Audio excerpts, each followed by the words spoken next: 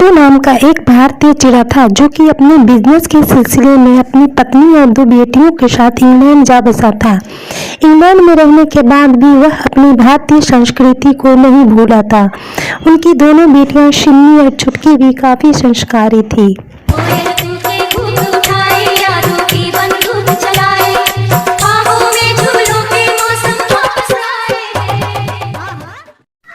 एक दिन की बात है, रात के 9 बज रहे थे। किट्टू अपनी दुकान बंद कर वापस घर आ ही रहा था कि राजू नाम का एक चिड़ा किट्टू के पास आता है और घबराते हुए कहता है, अंकल मेरे पापा के सर में बहुत दर्द हो रहा है, प्लीज अंकल मुझे सर दर्द की दवाई दे दीजिए। हाँ हाँ बेटे अभी देता हूँ। इतना कहकर किट्टू जल्दी से अपनी दुकान खोलता है कि तभी राजू चिड़ा हंसते हुए बियर की बोतल उठाता है और बियर लेकर चला जाता है। यह देखकर किट्टू को काफी गुस्सा आता है और गुस्से में घर आकर अपनी पत्नी को ये बात बताता है और फिर अपनी दोनों बेटियों को गले लगाकर कहता है, शुक्र है हमारी दोनों बेटियां यहाँ के माहौल में नहीं रंगी है।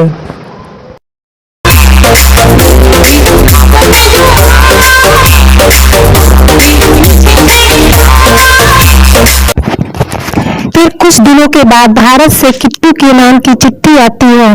किट्टू काफी खुश होकर चिट्ठी पढ़ता है। यह चिट्ठी उसके सबसे अजीज दोस्त सुखिया का था, जिसका एक बल्लू नाम का बेटा था। वह किट्टू से अपने बेटे बल्लू के लिए शिन्नी का हाथ मांगता है। किट्टू काफी खुश होकर अपनी पत्नी मिन्नी से कहता है, अरे मिन्नी देख देख मिन्नी देख, भारत से अपनी शिन्नी के लिए बल्लू का रिश्ता आया है। देख सिन्नी, देखा अपनी शादी की बात सुनकर शर्मा गई अपनी शिन्नी, इसे कहते हैं संस्कार। यह सुन सिन्नी काफी उदास हो जाती है। अगले ही दिन सिन्नी को अपने कॉलेज की तरफ से यूरोप जाने का ऑफर मिलता है। सिन्नी खुशी खुशी किट्टू से कहती है, बाबूजी मुझे यूरोप जाने का मौका मिला है, मैं तो यूरोप जाऊंगी और खूब एंजॉय करूंगी। नहीं हरगिज नहीं, मैं नहीं चाहता हमारे घर की बेटी इस तरह घूमना फिरना करे।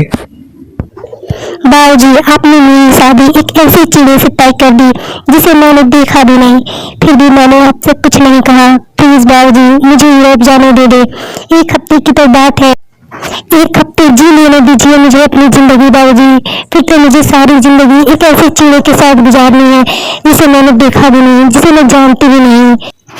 यह कहते हुए शिन्नी की आंखों में आंसू आ जाते हैं। यह देख किट्टू चिड़ा अपनी बेटी सिन्नी से कहता है, जा सिन्नी जा, जी ले अपनी जिंदगी। यह सुन सिन्नी काफी खुश हो जाती है और फिर सिन्नी यूरोप पहुंच जाती है। वहां रेलवे स्टेशन पर सिन्नी की ट्रेन लेट हो जाती है। वह दौड़े दौड़े ट्रेन की तरफ जाती है कि तभी सिन्नी का पैर फिसलता है। Oh sorry. कोई बात नहीं, बड़े बड़े देशों में ऐसी छोटी छोटी बातें होती ही रहती है। वैसे आपका नाम क्या है? सिन्नी। और आपका? राजू। लोग मुझे प्यार से राज भी कहते हैं। और फिर राजू और सिन्नी की मुलाकातें अक्सर कहीं न कहीं हो ही जाती। दोनों को एक दूसरे से प्यार हो जाता है, पर दोनों एक दूसरे से कुछ नहीं कहते। बातों ही बातों में राजू को पता चल जाता है कि सिन्नी की शादी तय हो चुकी है। फिर ऐसे ही एक हफ्ता गुजर जाता है। सिन्नी वापस अपने घर चली आती है और फिर किट्टू अपनी पत्नी और बेटियों के साथ इंडिया आने की तैयारी करता है।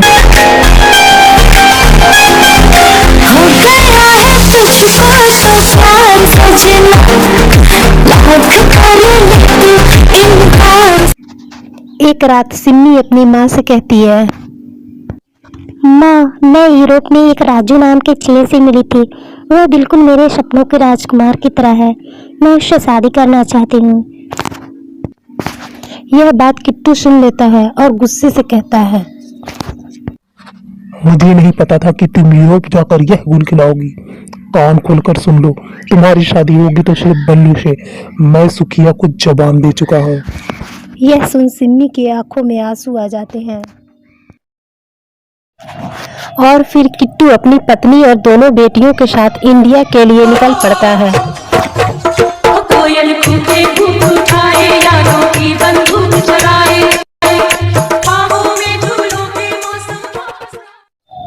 इंडिया पहुंचते ही बल्लू चिड़ा का पूरा परिवार उसकी बहुत अच्छे से स्वागत करता है। सिन्नी को देख सभी काफी खुश हो जाते हैं।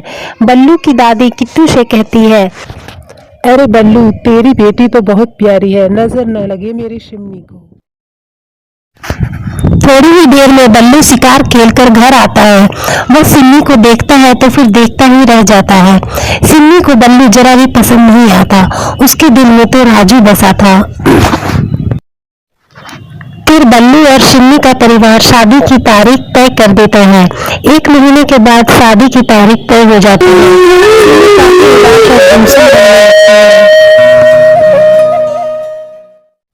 इधर लंदन में राजू चिड़ा अपने डैडी अप्पू से कहता है, डैडी, मैं यूरोप में एक बहुत ही प्यारी चिड़िया से मिला था। वो मेरे दिल में जगह बना चुकी है। अच्छा, ऐसी बात है तो फिर चलकर उसके परिवार से बात करते हैं और उसे अपनी बहू बनाकर लाते हैं। नहीं डैडी, उसकी शादी तय हो चुकी है, अब कुछ नहीं हो सकता। राजू बेटे, शादी तय हुई है, शादी हुई तो नहीं है। दिल वाले कभी हार नहीं मानते। चलो चलते हैं, दिल वाले चिड़िया लेकर ही आएंगे। और फिर राजू और उसके डैडी भी इंडिया आ जाते हैं। इधर सिन्नी चिड़िया काफी उदास बैठी रहती है कि उसे खिड़की से राजू दिखाई पड़ता है। पहले तो उसे अपनी आंखों पर विश्वास नहीं होता। फिर वह बहुत तेजी से उड़ते हुए राजू के पास जाती है। राजू, मुझे यहाँ से ले चलो राजू, मैं तुम्हारे बिना नहीं रह सकती राजू, यहाँ मेरा दम घुटता है राजू। राजू प्लीज प्लीज राजू, मुझे यहाँ से ले चलो। मैं तुझे लेने ही तो आया हूँ, पर भागा कर नहीं पगली, डोली में बिठा कर ले जाऊंगा। बाबूजी नहीं मानेंगे राजू। मानेंगे, बिल्कुल मानेंगे। तू परेशान मत हो, दिल वाले चिड़िया ले ही जाएंगे।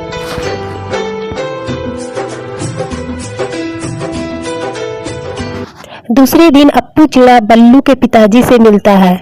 भाई साहब, मैं यहाँ लंदन से आया हूँ। यहाँ कहीं होटल मिलेगा जहाँ मैं ठहर सकूँ? ओह, हमारा घर रहते हुए आपको होटल की क्या जरूरत है? आप जितने दिन चाहे हमारे घर पर रुक सकते हैं। और फिर राजू चिड़ा और अप्पू चिड़ा बल्लू के घर पर आ जाते हैं। वहां पहुंचकर राजू की मुलाकात सिन्नी के बाबूजी से होती है। किट्टू राजू को देखते ही पहचान जाता है। अरे, तुम तो वही चिड़े हो ना जो उस दिन मेरे दुकान से बियर ले गए थे? कम वक्त कहाँ कहाँ से चले आते हो?